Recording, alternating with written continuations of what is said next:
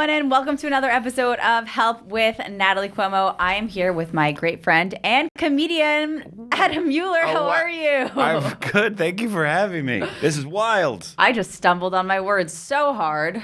I didn't hear it. Okay. How's it going? It's good. I'm good. Oh, my God. You guys might know Adam from, we did a very fun Patreon video when we were in Boston. That was so much fun. We did Laugh Boston, and we did like a half-hour chat at like 2 in the morning. Yes. I don't even remember what I said. We played Would You Rather. It was great. Adam, how is everything? Everything's good. Yeah. That's not a good answer though. But no, everything's good. I just had a thing come out on YouTube. The reason I was so excited to bring you on today, of all days, is Thursday I taped my very first stand-up comedy album / special. It's Congratulations, by the way. It's awesome. Thank you. And you just put out your first special, according to plan, on YouTube. And it came out on Thursday, but probably you were on stage when it... Literally stealing my thunder. Well, the Queen stole both our thunders, I think, on Thursday. All right, fine. Fuck the Queen. Fuck the Queen. I was like, she really didn't want to watch my special. She killed herself. She died. Yes. But yeah. So I think that's awesome. Like, we kind of came up together, both put out specials at the same time. What has this experience been like for you? Recording a special, putting it out, like, I mean, what have you taken from it? Oh man. Well, it was fun. Like, it was fun, right? It's fun to like in preparing for it. So I scheduled, I taped it June 2nd. So then it was came out 3 months and a week after that. So which seems precisely. Pretty much. Actually, yeah, exactly. 3 months in a week. I kind of scheduled it, I think maybe 4 months before I did it. So February or March, we picked the date. And that from scheduling it in March for June 2nd to June 2nd was super fun. Stressful, right? Because you want to be ready and but also, so fucking stressful. There's something so motivating though, but having a flag in the ground, I'm doing this on June 2nd. However ready I am, that's what's going to happen. Yeah. And you get the creative juices flowing and you get a lot done. Versus when you're just doing stuff every day with no goal, it's easy to kind of just slack off a bit. You know what I mean? So did you get this question? And we'll go back to recording a special, all of that stuff. Yeah. But it came to mind immediately when you said that is, did you get this question immediately after? And I'm saying I walk off stage, I go outside, I say hi to fans. Immediately, okay. And I mean immediately, people go, so what's next? Oh. And I'm like, what's next? I think a little bit of a nap, sir. Oh, wow. No, it's interesting. No, I mean, I didn't take a break at all. I mean, I was back at the stand the next night, but. Right. I feel like it felt like college, like your college graduation, and people kept being like, so what are you doing after college? What are you doing after college? And I'm like, I don't know. Yeah, no, because it feels like, well, it's interesting, right? Because I taped mine 3 months ago, it just came out. You just taped yours, so now you've got all the post-production stuff and all that stuff has to happen, and I'm sure and I feel like even now that it's out, it's not over. Because now I'm emailing people to make sure they know it exists, trying to get people to watch it, marketing, doing a podcast. There's just, and then I gotta cut it up into tracks if I want an album version. Where else can it go other than YouTube? There's just you think it's over and you can just move on, but it's not. Yeah. There's still so much time that I need to spend, which is a pleasure in some ways, but also it's work. Did you do 2 shows or 1?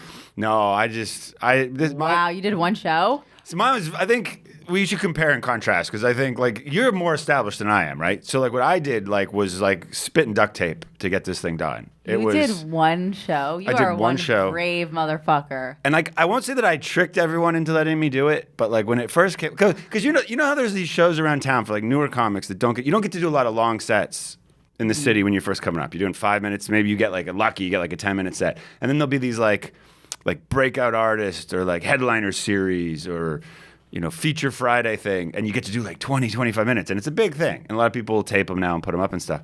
It kind of came out of doing I kind of said, hey, I'd love to do one of those sorts of things, and then secretly I was yeah, but I'm not doing 25 minutes. I'm doing everything. And then, and that was my plan. But I only got one show, and I couldn't have filled the room for 2 shows. Right. Like I don't have that kind of a following yet, and like I got really lucky because they gave me a good night. Because a lot of these people, when people do these things, a lot of times they're like, "Oh, you'll get Monday at 7," and it's like, "Oh, it's gonna be hard." But I got West Side Comedy Club was so generous to give me a Thursday 8 o'clock show. So You're like, selling okay. yourself short in every single way. I mean, Well, a lot of people came out to see you. It was great. It was, you gotta, come on. But a Thursday night is a much better comedy night than like a Monday night. That helps. You still filled the entire, like, come on, Adam. I'm just saying, like, strategically though. Stop putting your, like, come on. I was like, if I get the Thursday night, then I'm going to get the people that would have come just for a Thursday night show anyway. Plus, I get 5 people? Just kidding. I'm just joking. Yeah. But like, you sold tickets to like your album taping. Like, sure, they would have come, but some of them might have come, but it's still like they specifically came to see you do an hour. Some people, half the room did, and half the room just came because it was the Thursday night and they wanted to see and the show. that's even it's even harder to do well in front of people that aren't your fans. Yeah, no, it worked. Look, I'm not complaining. It worked. I was very stressed about ticket sales and just making sure there was an audience there. And then once I knew there was like enough people, like you're like, okay, the room I did it in seats about like 90 people. Okay. And once I saw ticket sales get to like 50, I was like, okay, we got a show. And if they're a good 50, even if I don't sell another ticket, like this can work. And then of course the stress just changes to, but what if they suck? What if it's one of those like audiences that just like smiles or sits like, with their arms crossed? But it turned out great. Yeah. We threw one woman out, which was fun. That was during your special. Oh yeah, she got thrown out. What did she do? She said, "That's not funny." No. Stood up, pushed her chair back, made all kinds of noise, and then What was the joke? Was 2 consecutive jokes that upset her. That are about perhaps a controversial topic. What topics? Well, I don't say. I don't want to. Like, it's a very. I'm a pretty clean. You are a comic, so it's not like Adam is so clean, and the jokes that you think are offensive, like you were driving, you're like, I thought this joke was pretty offensive, and you said it, and I was like, you like that would be my cleanest joke. I was like, that's my opener. No, but it was like there was like some innuendo where it could have been interpreted in a certain way, which clearly, and she was a little hammered. I think. Certain way about what? Like, give me a topic here, Adam. Come on. Like women's reproductive rights. We're not pussies here. There was 2 consecutive abortion jokes. Okay. And I don't say the word, and it's very soft and light, and it's whatever. They're jokes, but she didn't like them, and that's great. Caused a bit of a commotion. And it was a bit of a debate in post-production. Do we leave? I kind of wanted to leave it in because it was sort of funny. It makes it feel like a real show. Someone got upset, but we cut it out. I feel like it would be cool to cut it out, but then you have the clip, and I have all the footage. Stuff is Absolutely. fun. Like, that's a fun clip. The thing that I love about Adam, and I just need to I need to put this out in the world. Okay. First of all, like, the thing I love about you is, like, you love stand-up. Oh yeah. Okay. Like, yeah. This is a man that loves stand-up, and the way that. Okay, well, first we'll start here. Your background is fucking incredible, okay? So Adam is a Canadian man. Yeah, that is correct. He's from Canada. He went to MIT. That is also correct. Okay. Had a job working for Goldman Sachs. That's true as well. On Wall Street. Yes. He doesn't like to talk about it because he thinks it makes him unlikable, which is not true, okay? Because he literally left this crazy job, left everything to be a fucking comic. To tell dick jokes in a basement of a taco restaurant. Exactly. Yeah, That's my life now. You left everything to be a comedian. And the thing that I was going to say that I love about you is that we'll go on the road and, like, I'll have, like, some scrappy pieces of paper with my handwriting on it, like, showing my, like, with my set list. You have a fucking, like, stapled pamphlet printed out of all of your jokes. Yes. Like, you are so organized. You're always writing new material. Like, you are a true writer. Like, you always have so many new jokes, so much new material. Like, you're always fucking writing. Oh, it's so nice. That's very nice of you to say. So talk to me about leaving everything, a high-paying job, a great job, smart, for this toxic, disgusting business where you have no idea what's going to come of it. I didn't, mean to do it. You know what I mean? Like, sometimes things happen in life, they're kind of, accidental. Like, there was no, decision. Seems like you have to make a decision for this. Well, what happened was, okay, so I don't want to be overly complicated, but like, so I left Goldman and went to a hedge fund, and I was there for a few years, and then I got kind of like headhunted away from there, sort of, to a large asset manager in California, and then I lived in Southern California for 4 years, not doing comedy, but just working in finance still, and then that gig kind of ended. Like they kind of closed down like the division. We actually did great, but they wanted to go in a different direction, so I moved back to New York because there's more finance jobs here. And I was like looking for jobs, interviews, like I turned down a few offers or whatever. And that's when I took the comedy class. And then I took the comedy class and I just stopped. Like I didn't even think about it. I just stopped looking for a job and just so just kind of all of a sudden like a year had passed and I was like, I guess I'm like doing comedy now. Okay, like so we talked about this on my Patreon, but not everyone has seen this video. So tell us again what happened. So you took a comedy class. Yeah. And like most comedy classes, right? You go like once a week for like 6 weeks, and then you do a show at the end where you invite all your friends and family or whatever, and you do like 5 minutes, and it's fun.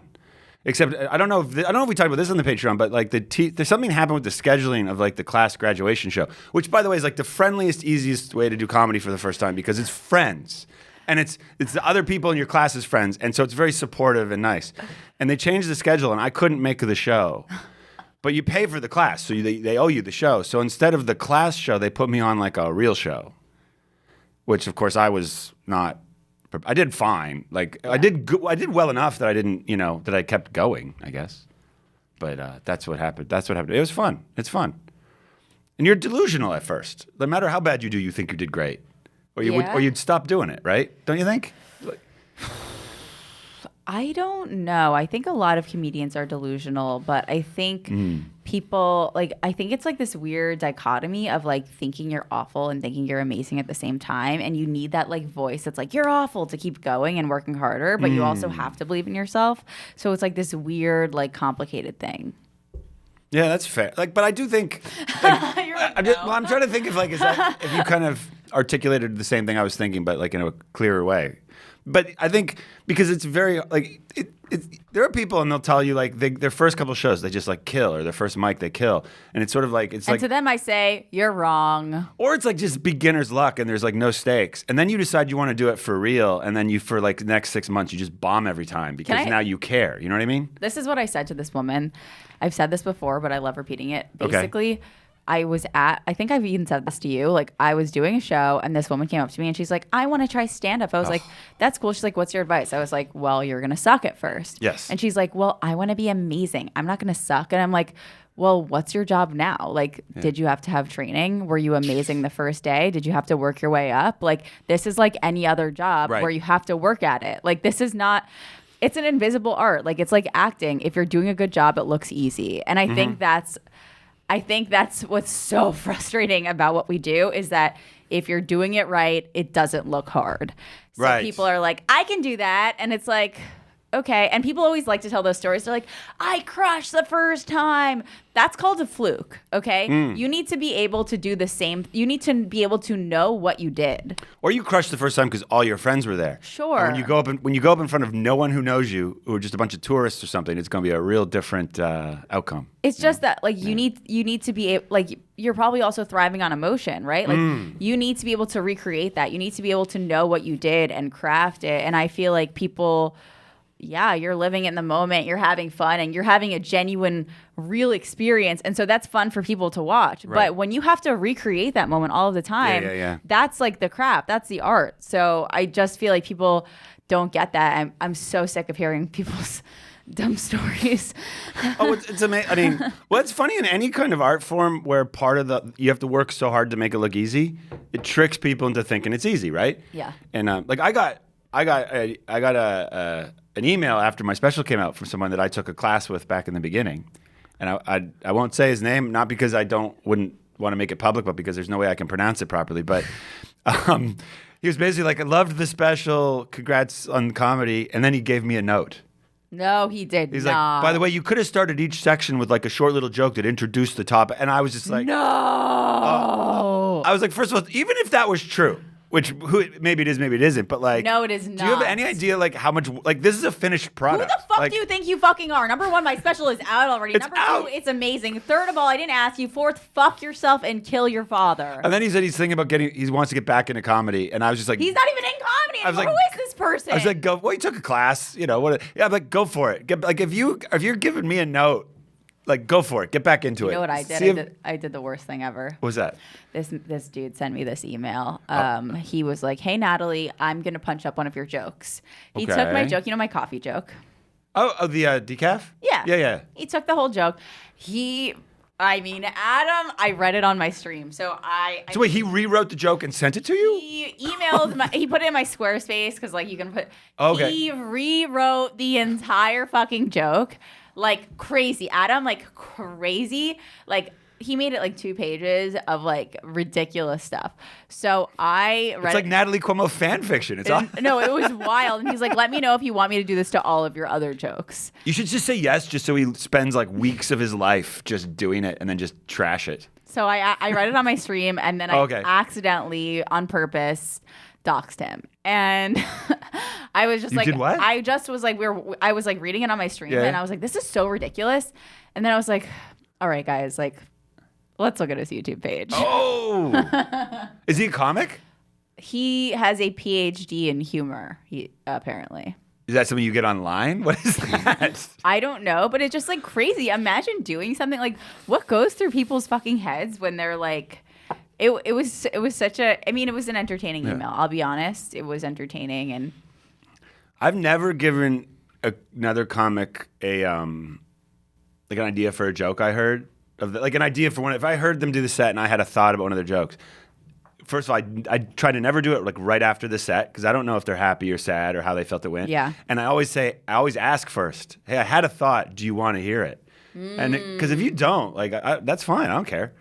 I feel like I have to be very, very, very, very, very close with someone. I'm not that close with them. I'm not super close. Like, I feel like I have a lot of like, I'm friendly with a lot of people, but in terms of like very close and in a way that I'd be comfortable saying like, oh, I have an idea for a tag for one of your jokes. And that's really the only thing that I think is appropriate. Well, I agree with you. Like, there's certain comics that I wouldn't because I just, what if they say, yeah, tell me, and I tell them it and it sucks? Then they think I'm bad. I don't want that. But have you ever used a tag another comic gave you? Sure. Yeah. Absolutely. So it's like it's Absolutely. not always like sometimes you're like, oh, that is a good tag. But I think that's the only thing that's like, all right, yeah, I'll consider that tag. But it's better when you know, like if you know the person and they know you, then they might have a tag that's actually in your voice because they know your act well enough and they've seen you enough times. When it's just some random person that's like, hey, maybe you should do that. You're like, that doesn't sound like something I'd say. Yeah. But what are you gonna do? I mean, I'm just glad he watched it. You know. How nice of him. You should tell him to keep it up on YouTube and refresh the page. I should tell him that next time he does a set, he should tape it and put it on YouTube and see what kind of comments he gets. I felt like when I walked off stage after doing so. First So of you all, did 2 shows. I did 2 shows. I want to hear what the second show was like because you killed the first one, right? And then You were there. I didn't make it, but I've heard. I have spies everywhere, and I know. And I was like, Adam wasn't there.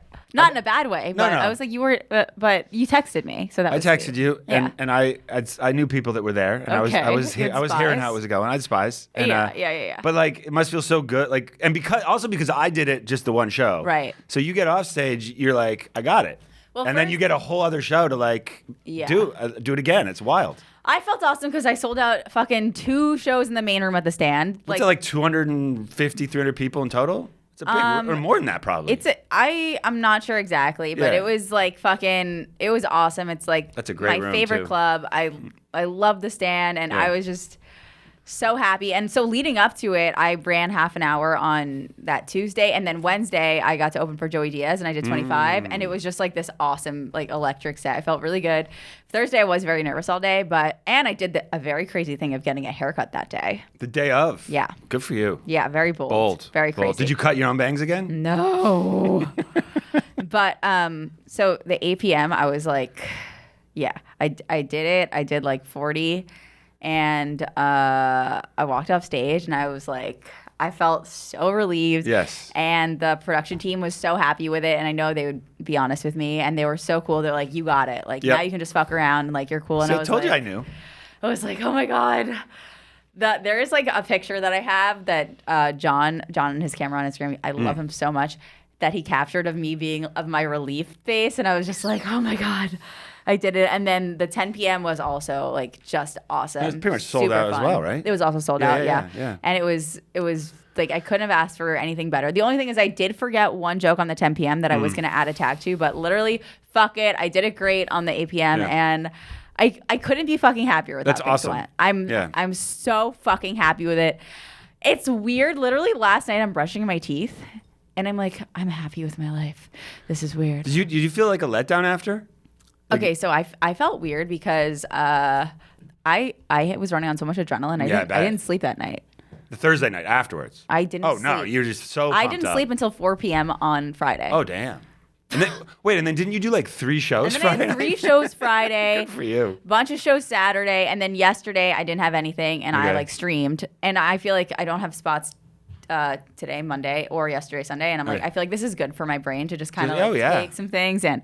But it was just like, I was running on so much adrenaline. And like, that's awesome. Dude, people like everyone that I love came out and brought me like gifts that were really special and meaningful. And my mom was there. And I just couldn't have, like, the stand is like the most important. Like, they've always believed in me and like had my back. And I have them to thank for everything. And I fucking love the stand so much. So it was just, I was really happy about it. And I'm excited for. That's awesome.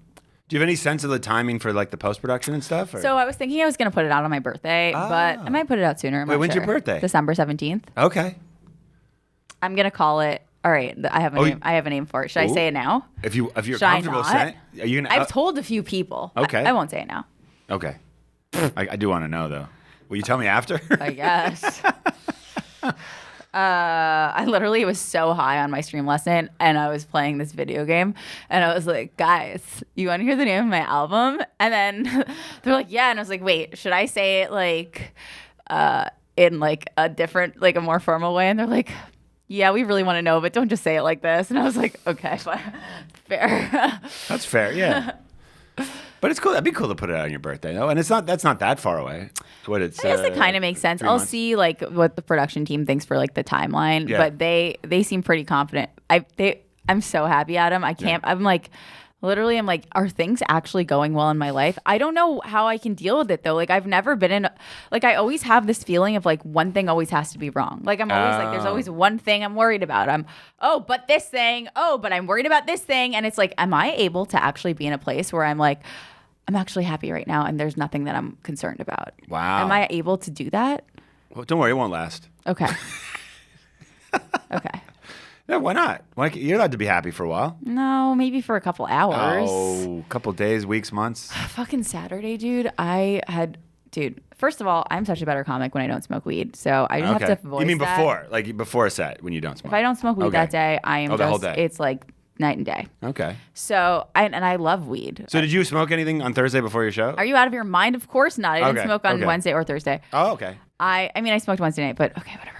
And I love weed, but I'm such a better comic without it. And so Saturday, maybe I shouldn't even say this on my podcast, but Saturday I had 3 shows, right? So I had...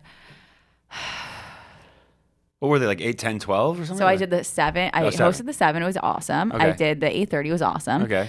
I went home, and then I was going up second to last on a midnight show. So you went home and then came back? Which is a produced show, yeah. That's 4 hours in between or something. Like okay, I had a 9 o'clock spot, and then I was going up at 1 a.m. I'm like, I'm not just going to sit here. Right. That's a long time to sit. I went home. I took a shower, put on pajamas, and ate an edible. I really had like a whole fucking moment, okay? Then I was like, I'm driving back in. I drive back into the city. Adam, this was no ordinary show. I had to follow, okay? They had, it was a produced show. It was not a house show. Upstairs or downstairs? Downstairs, the same stage that I had my special on. Right, 2 days before. So this is a mind fuck. Right. Is this your first time back on that stage since Thursday? Yes. Since you recorded? Okay, wild. They had, and listen, it was a fun show for everyone, but I don't want to follow this, and I will never be following anything like this again. What did you follow? They had a woman who does online sex stuff. Okay. So she came. She's not a comic, but she just came on stage, and she came on stage, and What's online sex stuff mean? OnlyFans, I presume. Oh, but like video, not like set like a phone, like. Dude, OnlyFans, I'm guessing, yeah. But like like Pornhub is Pornhub, online. maybe. Oh, okay. I don't know. But something. I did do the research, Adam. Anyway, Right. she has someone from the audience come on stage, do trivia with her, and Trivia. if they got the answer wrong, he got to pick between nipple clamps or a flogger.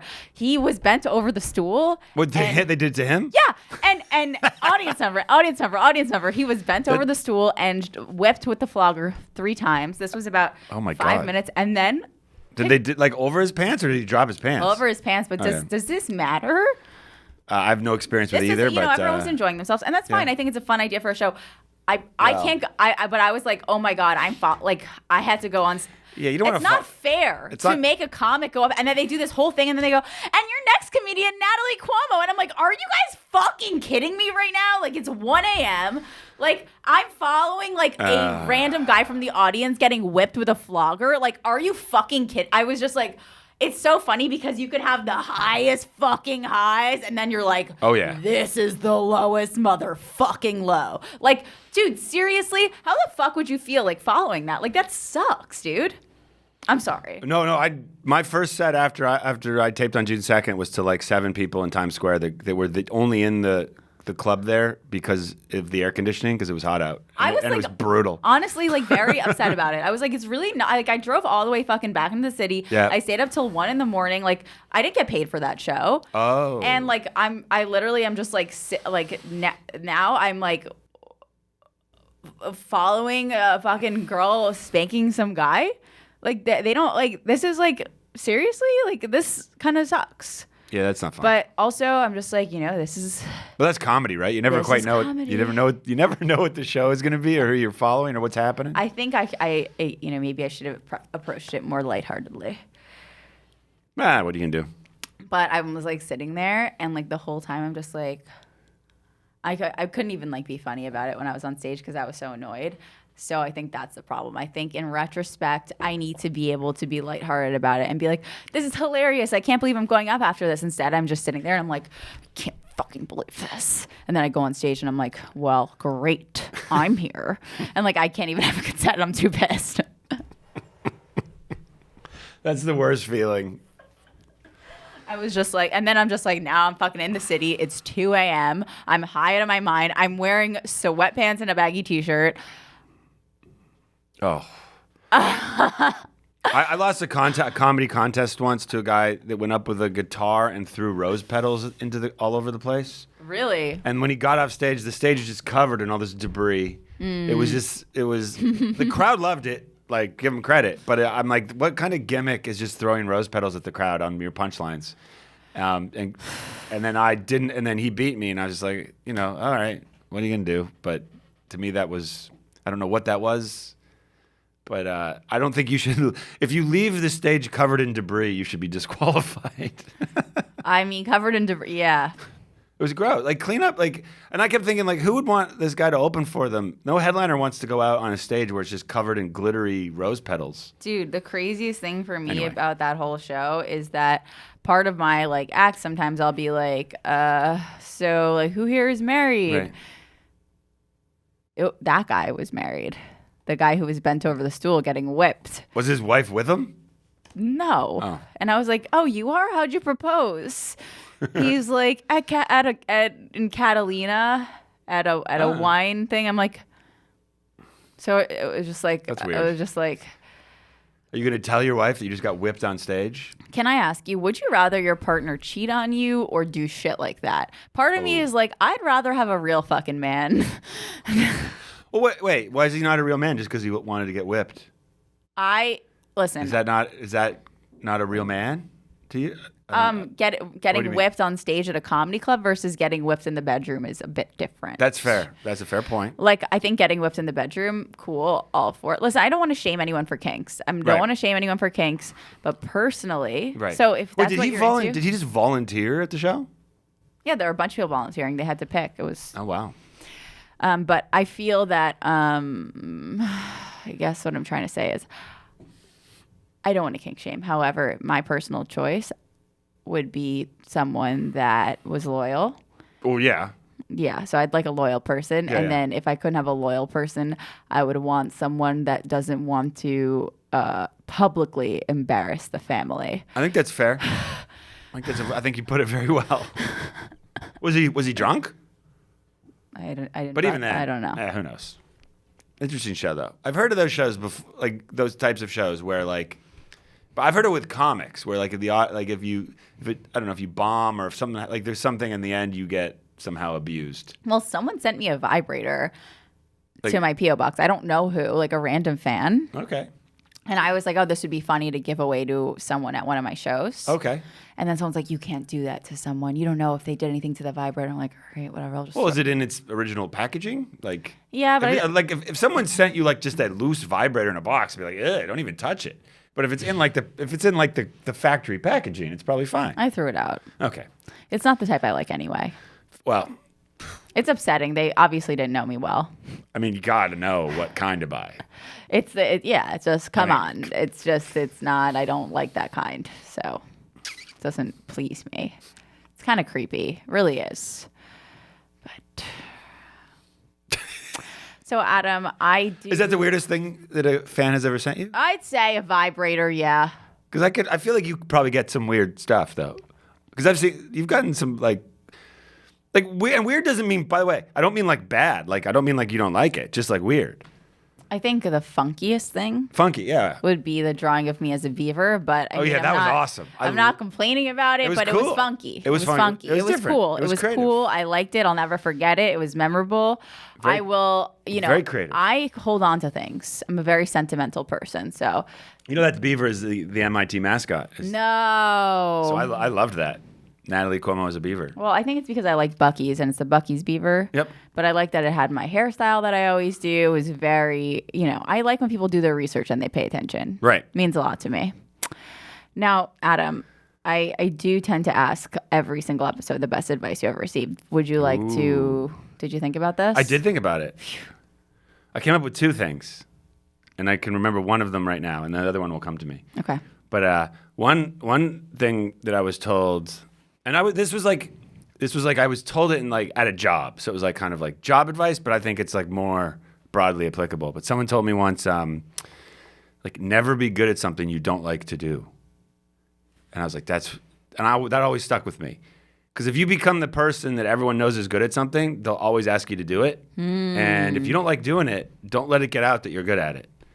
And whether that's some stupid work thing like, that's the guy that's really good at like the statistical analysis or something, then you're going to be the guy that everyone wants to do that shit. And if you don't like doing it, you're going to get stuck. Or like in your personal life, it could be like, I'm really good at whatever. It's like, well, then don't do it, Be careful if the word gets out. Is there something that you're good at that you don't like to do? Oh, I'm sure there is, but nothing really jumps. Because a lot of times when you're good at something, like you like doing it because it's fun. For me, it's blowjobs. Well, that's it was one of my first jokes was about that. Not about you, but like about getting a bad one and then being like, hey. Oh, on purpose. And then like, why was that so bad? And then she's like, because never be good at something you don't like to do, which comes from the advice I got at the job. But yeah, if you don't like doing it and then you do an amazing job, the guy's always going to want you to do it, right? But if you do like a half-assed job, it's like, But I feel like I have too much pride. Like I have to give a good blowjob. Like even if I don't want to do it, I'd rather do it well, and then be like, just so you know, I'm not doing this anymore. Well, that's you letting your pride get in the way. My problem is that I'm too. Oh my god, I'm too honest all the time. Something has happened to me in the last. Like I feel like once you get stepped on by so many people, like this thing happens where you're just like, I have to set boundaries and be wildly honest. My bad. Well, I don't think that's a bad thing. Sometimes it's a lot. But I think it's good. Oh, and I remember the other one was because it's kind of related, but it's different. But it was like so many people always tell you to like work on your weaknesses and improve them. But there are times when it's like don't do that. Like focus on your strength. Like if you have a strength, like use it. Yeah. Focus on it. Like be that person that does that thing. Like and in comedy you could think like if you're like great at act outs and not as good at like, I don't know, one-liner jokes. And you're like, I got to get better at one-liner jokes. Why?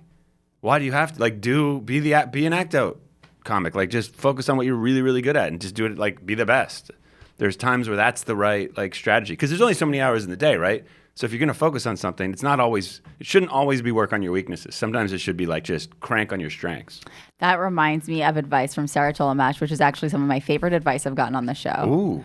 And it was go where the love is. Oh, that's nice. And she said, like, kind of in relation to comedy, like some people will be like, they're in at a certain club, right? But they're like, I want to be at this club. And it's like, just fucking show support to the club that you're at and like keep being where you are. Or like the way I took it too is like for a long time I had been like, I don't have enough female fans. Like, why don't I have enough female fans? And then I was like, dude, fuck it. I love my fucking fans. I don't care if they're men. I don't care if they're women. I don't care if they're fucking mashed potatoes. They're my fucking fans, and I'm going to go where the love is. And I feel like that has helped me so much. That's great advice. But that's like so hard because a lot of us are like, if you think someone doesn't like you, whether it's like an individual person or whether it's a club or whatever, you just want them to like you.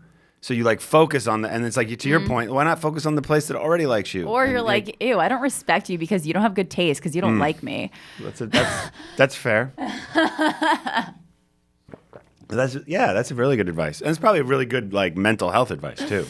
Because if you're focusing on the place that isn't showing you the love because you want it so bad, that's kind of a toxic like dynamic. I think it's just so much healthier. I feel like people do that in relationships. They want the person that doesn't want them, and it's like gross. Which is like, it's just the grass is always greener, right? It's just something about human nature. It's like validation. Right. You want what you can't have. And then you get it, and then you don't want it anymore. That's just like the classic, back and forth of human interaction. So, Adam, what am I going to say to people when they keep going, what's next? What's next? What's next? What's next? I'm like, do you understand how much I'm doing? Like, I fucking stream on Twitch 3 to 4 times a week. I have a podcast, a Patreon. I'm still doing stand-up every night. What do you mean, what's next? I have to work on the production. I have to put this thing together. What do you mean, what's next?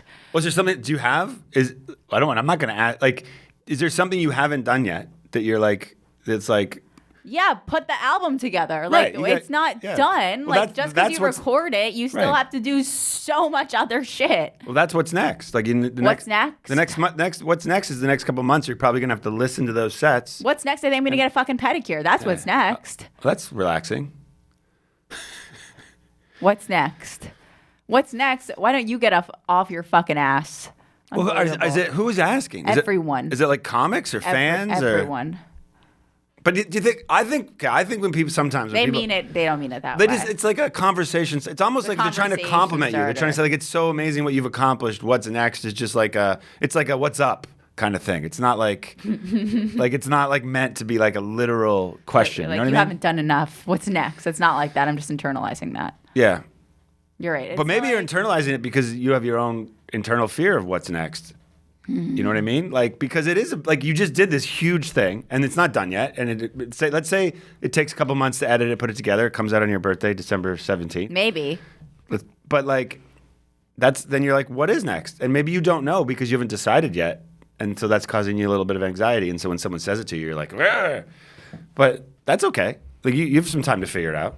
I don't know what, like, I'm just back to like other than like, editing it, cutting it up into clips and doing all this, marketing. Like I'm just back to like what I was doing before.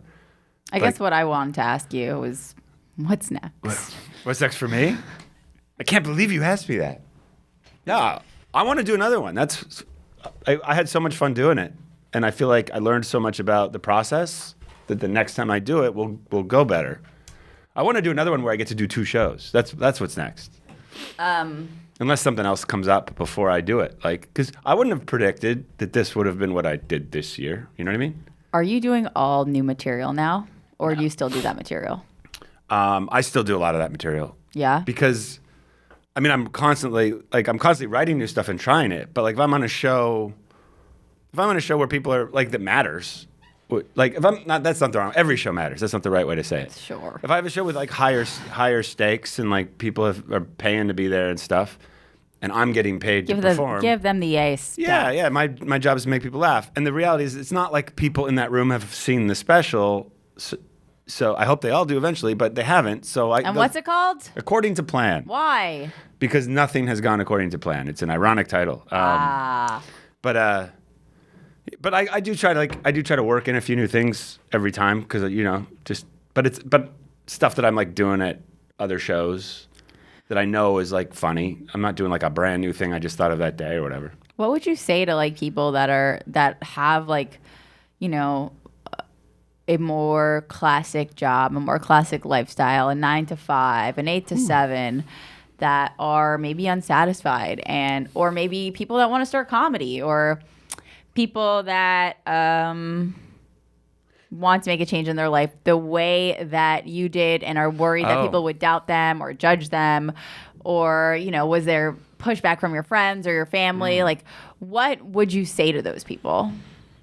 Well, I'd say keep your job and your healthcare. Don't do it. No, I'd try it. Like because most of these things you can test the waters before you make like some big splash. Like for me, it just happened to coincide with like a job ending, so I had like a lot of free time.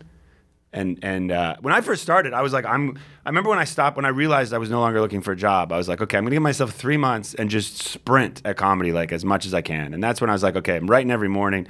I'm gonna do like 3 to 5 open mics a day. And then at the end of 3 months, I'll be like, okay, what do I do now? And then the 3 months passed, and I felt like still wasn't very good, but I was way better than I had been 3 months before. And I was like, okay, I'll give it another 3 months. Did that, and then I was like, I'll give it 6 months. And then at the end of 6 months, I said, okay, now I'm just going to do it. I'm going to stop, like counting time. But you can. So, but I feel like, was there any preparation for that? Like, I feel like a lot of people listening might not be in a place where they're like, well, I just so happen to be unemployed right now. I guess I'll try this. Like, what would you say to someone that's like, that's still working? Like, do you think you still would have done that? Or you think if if you think you had a job offer that was like fucking incredible, you would have become a comic? If the day my job had ended, if the next day I'd gotten a job offer to do the exact same thing at just a different place, I would have taken it in a heartbeat, and I wouldn't be here right now. 100%.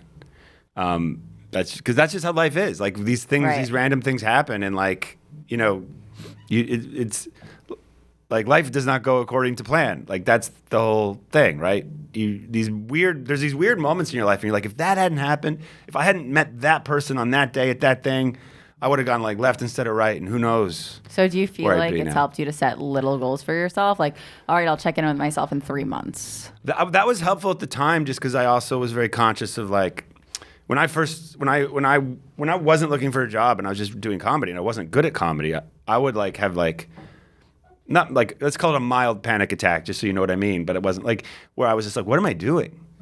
Like I should be working. I should be like saving money. Like I should just be like, like just this sense of like guilt that I just looking for a job. But it was never enough to make me go do it. So. Do you ever miss your old lifestyle? Oh, yeah. What do you miss the most about it? I'll be like walking down. This happens a lot. I'll be walking down a street. Usually it's like a nice night. Like it's like 65, 70 degrees. And there's people at like a nice restaurant sitting outside just with like a bottle of wine and like a steak that costs like $50. And they're just eating it and they've probably had they came from work and they're just sitting there on like a Thursday. Yeah. And I'm walking up like Park Avenue going to like New York Comedy Club or like and just covered in sweat because I just got off the subway, feeling gross, going to like an hour trip to do like hopefully do 5 minutes or something. And I'm like, that used to be me. And I used to do that and not even look at the bill and just put the card down because I had a job and I could pay for it. And I can't do that anymore. Right. And I'm like, that was so much fun. Are you happy that you made this decision? Do you ever regret it, or do you feel good about it? It depends on the moment. Like I still have days where I totally regret all of this. And then I have days where I'm like so like psyched. What do you say to yourself when you're feeling that doubt? Too late. It's too late. Like it's been like I left finance in 2016. Like it's too late. Like sorry buddy, that ship has sailed. Like you know. Yeah. You made your decision by not getting another job. It's funny because you are a badass, you know? Well, I don't know about that. You are. That's a fucking badass thing to do. It's a very rebel thing to do. That's interesting. I've never really framed it that way in my own mind, but I like that. I like that framing. I'm going to take that if that's okay. You should. I'm going to. You should. Next time you see me, I'll be wearing like a leather jacket and have a. Yeah, stop showering. Is that a badass thing to not shower? Maybe just for me. All these guys, they just shower too much. That's why I don't like them. Okay, we're going to pull a tarot card soon, but I want to ask you one thing that I discovered about you. Okay, that's ominous. I was told that you hiked the Grand Canyon 5 times. Oh, at least 5. Maybe more. Wait, how crazy is that? Is that a crazy thing to do? You got to like be in reasonable shape. Yeah. Because like we hiked like in one shot. So you go down. How many miles, days, years? It's about the length of a marathon. It's about like 26 miles. Okay. But it's like, but you go down, 6,000-7,000 feet and then across and then up. And the problem is you got to be real careful with like hydration because it's really hot. It's like a desert at the bottom. It's like 110 degrees or whatever. And you're in the sun. So a lot of people can get into trouble. So you have to like, bring some like salt pills and Gatorade and water. And, really? And make so sure. So it's like a real marathon. Yeah, but you're hiking. You're not jogging. Although I've seen people jog it, which is wild. But I'm more of a walker. And then it's tough because then you've gone like all this distance and you're exhausted, and then you get to like the North Rim and you got to climb 6,000-7,000 feet to get out, and you're already really tired. So that's an interest. It's wild. And then you get to the top at the north side, and there's a restaurant, and then you have a steak and some wine, and it's the best. Oh, I want steak and wine now. It's the best. That's the best meal. It's the best meals I've ever had. Because I used to do it, like my dad would do it. We'd do it like it was like a family thing. Aww. Me and my dad would go. He did it like 10 times, and I would only make it like every other year. And you get up at like 4 in the morning on the south side, and you hike down, over, and across. It usually takes 10 to 12 hours. You're so tired at the end, and then you shower. And then the tradition was then you have a shot of Maker's Mark. For some reason, it was always Maker's Mark. I don't know why. And then you have like a nice steak dinner, and then you just sit on the porch looking over the Grand Canyon. It's amazing. I could go for the steak makers and the sitting on the porch. The rest, I'll leave it to you. Let's pull a How did you tarot find that out, by the way? Were you like, that's a weird fact. To be honest, it's on my prep sheet. I don't know how. Wow. I want to know because like, okay. I mean, it's true. It's not, but it's a while. I don't know where that's advertised. I like that you don't know.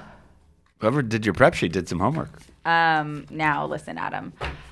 There are some decks that I haven't even used on this podcast yet. Okay. But this deck, and I don't know how familiar you are, but I like to pull a tarot card at the end of every episode. I've seen you do it. And I like to just see if the tarot card encapsulated the energy of the episode. And listen, If it's a really bad one, do you scrap it and pull a different one, or is it like because I feel like pressure's on? no, if you feel the pressure, the cards will feel that too. So try to relax. Okay. No, I'm kidding. That was intense. You had me.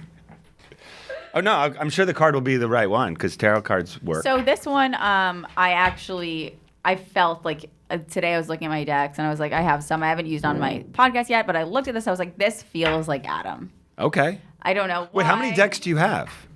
How many decks? I have like 30 maybe. Okay. Will you shuffle the cards? Put your energy in there.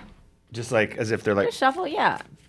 And we'll see if it picks up the energy of the podcast. Can I tell you something? So, I bet in about 10. Pick a card, any card, sorry. In about 10 minutes, I'm recording my next episode. Oh shit. And this was going to come out next week. Well, then after this one, and I have a witch coming, and she's like a legit witch. She's gonna read my tarot cards. Oh, that'll be fun. Wow. Is she gonna be like with the hat and stuff? Or I don't know what a real witch looks like. So she comes in carrying a broom, wearing a big tall hat. Yes, everyone stay tuned for next week and find out. Or is that like do witches just walk amongst us and we don't even realize they're witches? She walks amongst us. Cool.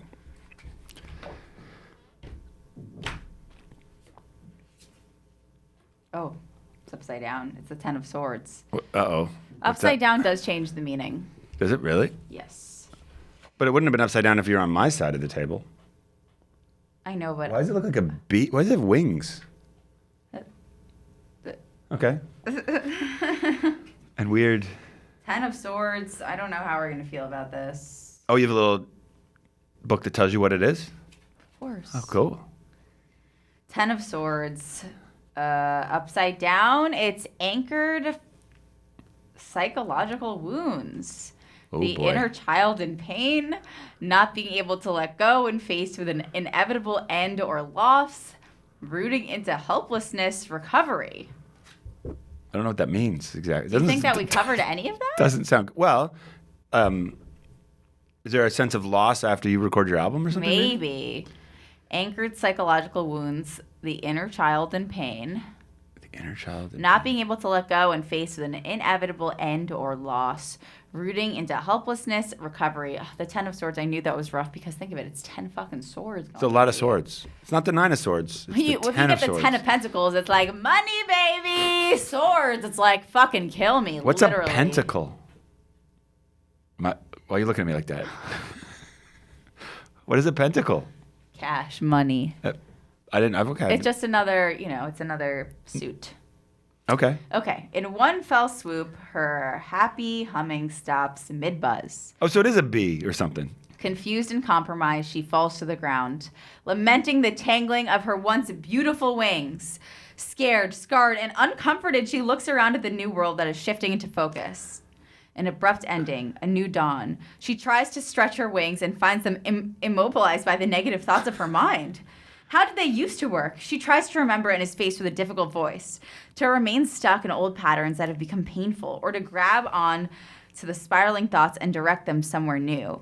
We pollinate the paths we travel with our mindset and heart set, so soothe and protect any wounds you're carrying with Honey Balm, and spend some time grieving them all the way out of your system. Allow them to serve as lessons, but don't allow them to anchor your muscles or your potential to old truths.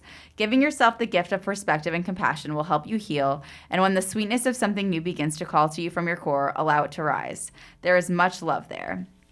B conversations. We cannot venture into new levels of vibration until we look at our lives as the culmination of every step we've taken. Then and only then can we begin to unhook from the stories and create a new world. How does the swarm around you serve to help you and to hinder you?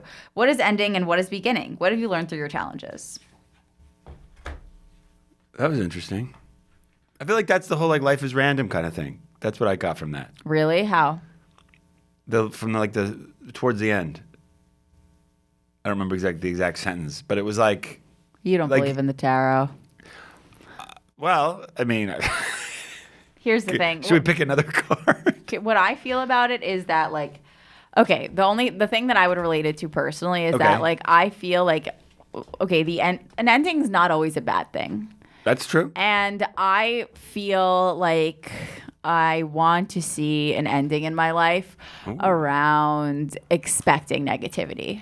Okay. And honestly, for me, sometimes that's scary. Like, it's scary for me to feel good because I think one of my coping mechanisms in life is anxiety. Mm-hmm. Because if you're always anxious and you're always expecting another shoe to drop, then you're not surprised when it does. So I almost feel like it made me think that, like, I don't know. That's like what it made me think of. It made me think of like, that's like redirecting thoughts into positivity. And like, I feel like I feel really good. And but I also feel like it's really hard for me to continue to feel good. And I think that feeling like this, like curled up in a ball with swords coming at you, that's pretty much how I feel about,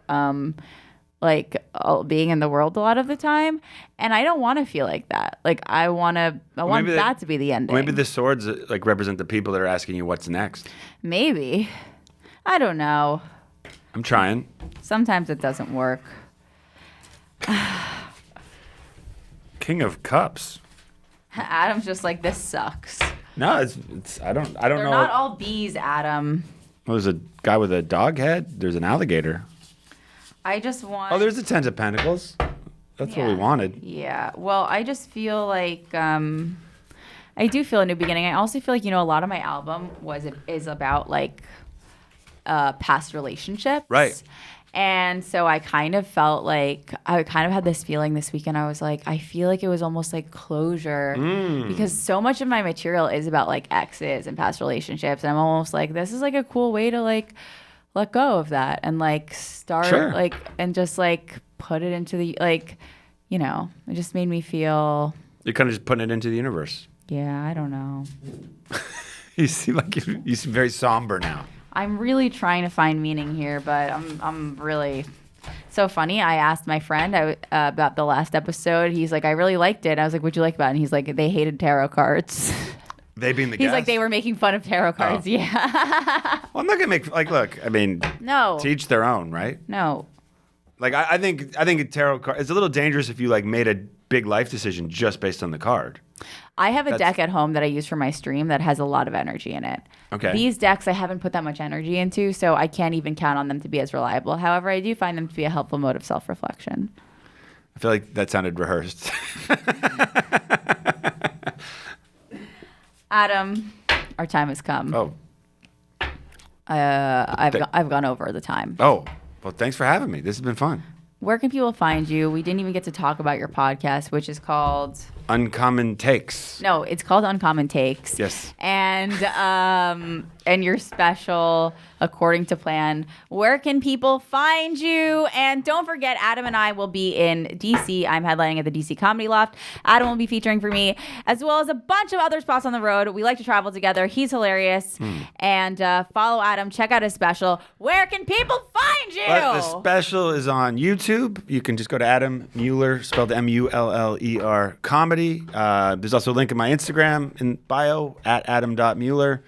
And I put clips up there all the time. So that's the best place to follow me. You can find everything about me on the Instagram. Is that how you say it? The Instagram? That's on exactly Instagram. how you say Okay. it. That's how they teach you at MIT. Or you can check out me on the YouTube. Perfect. Thank you, and we'll see you next week.